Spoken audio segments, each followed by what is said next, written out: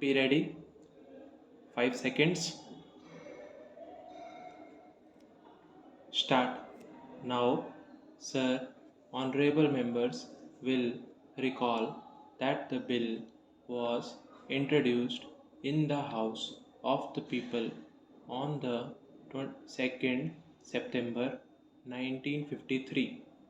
It has had a long history and in one form or another it has been before the public since the end of 1949. In the statement of objects and reasons, the various stages through which the bill has passed since 1946 have been summarized, and I need not recapitulate on this occasion the circumstances in which the then Government of India took the decision in early 1946 to initiate an inquiry into the reform of our company law.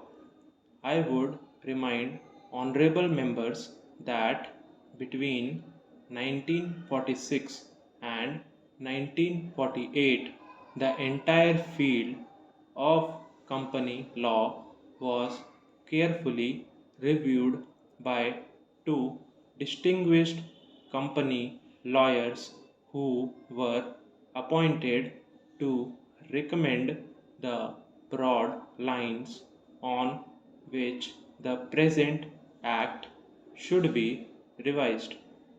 Their recommendations were examined in the then Ministry of Commerce, and certain tentative departmental views which emerged were circulated in a comprehensive memorandum to all recognized trade and industrial associations, bar associations, the high courts, and the state governments. That brought us to the end of 1949. Many representations on this memorandum were duly received from chambers of commerce, trade, and industrial associations, state governments, and the general public. At the end of 1950, the Government of India appointed a committee under the chairmanship of Shri Baba to go into the entire question of the revision of the Companies Act with particular reference to its bearing on the development of trade and industry in this country. This committee examined a large number of witnesses in many parts of the country and submitted its report in March 1952.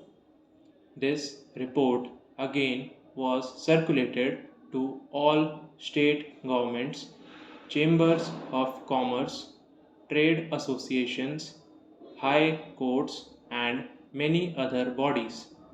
At the same time, a special officer was appointed in the Department of Economic Affairs, Ministry of Finance, to examine the report in the light of the views received from the interested public and to submit proposals to government for the revision of the present act. The bill now before the House is based largely on the recommendations of the Company Law Committee, modified in a few particulars. honorable members will notice that so far as public relations go, the bill has covered adequate ground. In a measure like the Companies Bill, however, which covers the entire field of the operation of joint stock companies, the limits of consultations and discussions can never be exhausted, and I would like to inform honorable members that although the bill was introduced in Parliament over 7 months ago, our officers have been engaged throughout this period in further studies and informal discussions with the interests concerned, and on occasions I have also participated in such discussions. I have also given some further thought to some of the issues arising out of the bill, and I propose at the appropriate stage to bring before the select committee any changes in the provisions of the bill which seem to me to be worthy of consideration in the light of this further examination. No honorable members will have noticed that the bill contains 6 clauses and 12 schedules. I think it is probably one of the longest legislative measures in recent legislative history, but its size might be regarded as misleading unless I make a few comments.